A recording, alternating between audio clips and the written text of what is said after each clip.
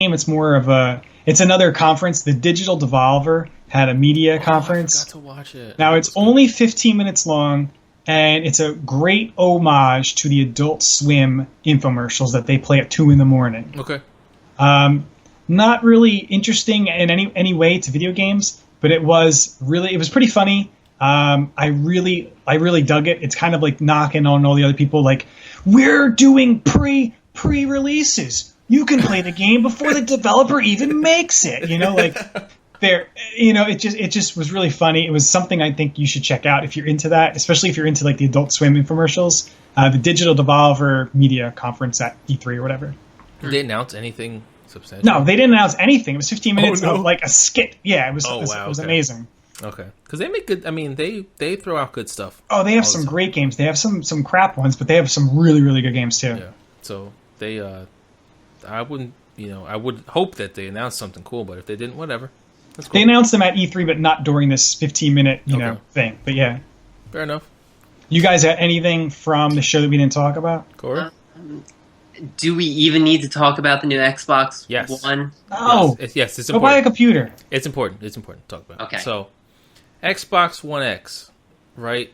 So you're watching it, and me personally, I was watching it and I'm looking at it, and I'm excited for it, right? Or I'm sorry, I'm not excited for it now. I'm excited for it as I'm watching it. Okay, because you are hoping that the gap will be bridged, right? You're hoping so bad the gap will be bridged between PC and a console. Sony came out too fast with their Pro. They really did. It doesn't. If I'm, I think Corey, you have one, right? I do. It doesn't play 4K Blu-rays, right? It doesn't. Correct. Okay, that's crazy. But the Xbox One does. But that's not something I necessarily care about. It's got like they said liquid cooling, which is apparently false. It's like some kind of gas, some like a liquid gas cooling thing in there. Sounds like this really powerful, awesome console. Great, it runs Forza at 4K, 60 frames. That's major for a console to run anything at 4K. But it's like that's the only one so far. You're watching it, and every game that you see on their press conference has like enhanced for Xbox One X. Enhanced for Xbox One X. The very next day, you hear Destiny is 30 frames per second on it. Right. Okay. And then the same day, you hear that Assassin's Creed Origins is not native 4K on it. It's upscaled. So it's like, okay, I have no reason to buy this thing. It's officially off the table. If they told me that Destiny was going to be 60 frames on it, I might have bought it.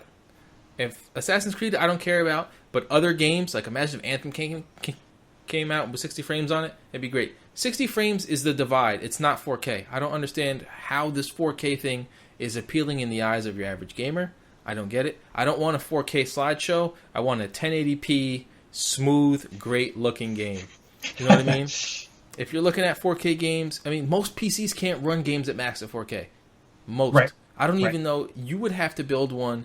You would have to get like an alpha version of the next graphics card to run the Division at 4K and 60 frames.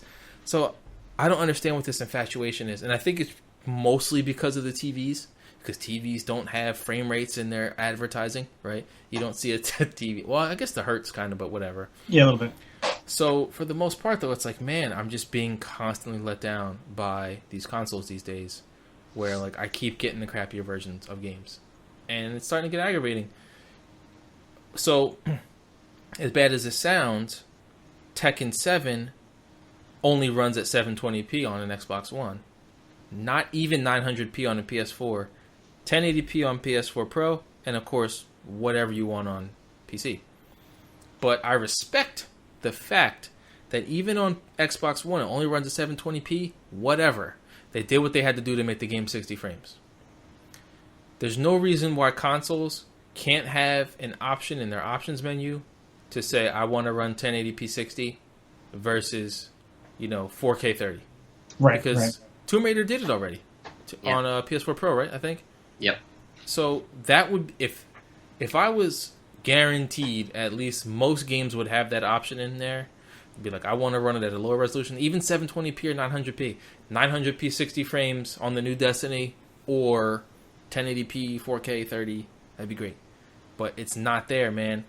It's cool. One thing we didn't mention was the OG Xbox backwards compatibility, Cool. which to me is really cool. Depending on how many games that they put in there, that could be awesome. But besides that, man, I'm just not impressed with the Xbox One X. If I was gonna go out and get a new, like, if I didn't have one, me being the type of guy that I am, I would totally get that one. Like, I want the best one. You know what I mean? Right. I want the best one. You're not going to go to the store and be like, I'm going to get the worst version of an Xbox One if you don't have one. It doesn't even make sense. So, again, man, I'm just not, like, between the PS4 Pro and the Xbox One X, I'm just not impressed with what they have to offer. And mind you, I've even seen, so far, I've seen, like, the PS4 Pro difference, and it's substantial when you see the HDR 4K stuff.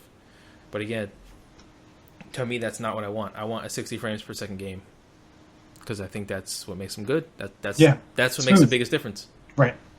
You know what I mean? So that's how I feel about the Xbone X. I don't know about you guys if you saw it, but just I have nothing to add for that system. Yeah, let me just throw this last question out there. How did you guys feel on E3 overall compared to, let's say, the last few years? Was it a good show for you? If I had to choose, I would say it was a pretty exciting show, man. It was an exciting show for me because I saw games that weren't just sequels all the time.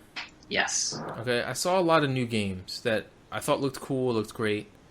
I feel like the past couple of years have been a lot of sequels and a lot of lies as far as, I mean, and like I said, for me, E3 is going downhill just because of, even from in the past, I don't know if you guys remember what, during the Xbox 360 era, when they first announced Xbox Live Marketplace, and what it was really supposed to be that people forget about was, you were supposed to be able to go on there, create your own brand, sell your own clothing styles and stuff for real money in games like Tony Hawk, and sell your designs for cars and like graffiti and all that kind of stuff, and it just ended up being an eShop, right? And then came Project Natal, which was the coolest thing. I don't care like what people think about it now, like Connect sucks, whatever. When you saw Project Natal for the first time, you felt it in your stomach. Oh my goodness, this is the most insane thing ever. Because at the time, you didn't necessarily think they couldn't pull it off. Right. And it's only over time that you realize that stuff will never actually happen. Which is another reason why I'm impressed with like a lot of the VR stuff, because that stuff is for real. Like, it's in your house. It's for real. Mm-hmm. So, E3 this year I thought was good, because I got to see lots of new games, and I didn't see like any super crazy ideas that may not happen. Right. I didn't see some crazy piece of technology or like some new addition to something that that may or may not be true. Some games aren't going to look as good when they come out. Anthem, it's not going to look as good. But for the most part, that was a good show, man. I thought that they shoved Mixer down into my stomach the entire time. Like during the Xbox conference, Mixer just all the way force-feeding me Mixer. But besides that, I thought it was good. That was good. Chris, what do you feel about it? It was good because there's a bunch of new games coming on PC. Yeah. It's now really interesting. Microsoft's going to be doing a lot more Windows stuff. For me, it was a good show because it's got a couple of games that I'm really interested in: Destiny 2, Monster Hunter. So, yeah, I thought it was a moderately good show. Mm-hmm. What about you, Corey? Piggyback really on what you said, Doug. There are a handful of new games that I'm excited about, right? But the sequels that were announced are sequels that we needed. Okay. You know what I mean? Like, yeah, all the past few years, again, they're just rinse and repeating games. You know, of course you're going to have that Call of Duty, whatever. We didn't even talk about that. But like not that show. This is not that show. Right. Like the Metroid, like the God of War. Those are the sequels that we want. Right. So that's okay. But besides that, the 5-6 new games, I'm glad. So I thought it was a very good E3. Yeah, I thought it was cool, man. I wasn't watching it and being disappointed the entire time, so that was cool. I do wish that the Xbox One X was a better piece of hardware, but they really can't with that cost. I think in order for you to have a cost that is okay for your average console guy, you're never gonna get like super hardware out of a console, which stinks, but it is what it is. You know, there's a market for it. I play on my Xbox every day, so I'm not even like a PC elitist guy. Like, sorry, yeah, I use my Xbox every day. It holds up my books on my bookshelf. So I play, whether it's Gears, I'm playing like, you know, random games that I could play anywhere else. Like I'm playing Enter the Gungeon now, but my Xbox is always on.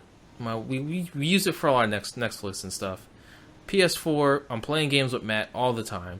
So I am totally a console guy too. But when it comes to, you know, and that's gonna be my divide when Destiny comes out, which I'm probably gonna play with you guys. I really am on PC. But for the most part, it's a divide, and it sucks. Yeah. It sucks that I have to choose who I want to play this game with. I wanted to get Ghost Recon on PC. I knew you guys weren't going to play it. Nobody's going to play it. So I got to play with Matt, and it ended up being a good choice. But, again, it's just, man, it's tough. And the same thing with For Honor. I actually bought that twice because the PC version is so good. I bought it priced, but it only cost me $70 between buying both of them. So, I mean, that's like almost a 2-for-1. So, and also, Chris, you mentioned that they're showing PC stuff. I feel like E3 is mostly console oriented. Yes. Yeah. So it's really interesting. It's starting to get really exciting for me. Now that I think about it, E3 has been totally console oriented for as long as I can think of, and then you would hope those games have PC ports. Yeah. Now it's like, you know, we're doing both. Games coming out on both. So I think it's cool, man. You guys have anything else to talk about? That's it. That's it for you guys? All right. Well, we're going to go ahead and close it out, man. I hope you folks enjoyed our look at E3 2017. We did our absolute best here to go over some of the finer points and things that we think you should look out for in our personal favorites. And we will see you guys next time. Corey, I believe we're going to be talking about board games to video games. That is a very... Or no, other way around, sorry. Video games to board games. Yes. And I guess we can do vice versa too if that ever happened. But I think that would be really cool. You know, I actually had Pac-Man and Donkey Kong board games back then, so but I think that's going to be a great conversation because there's a lot of dynamic things that go on in that case. So perfect, folks. Take it easy. All you folks listening to us on Spreaker, SoundCloud, YouTube. Enjoy the rest of your day or evening, and we are out of here. Take it easy.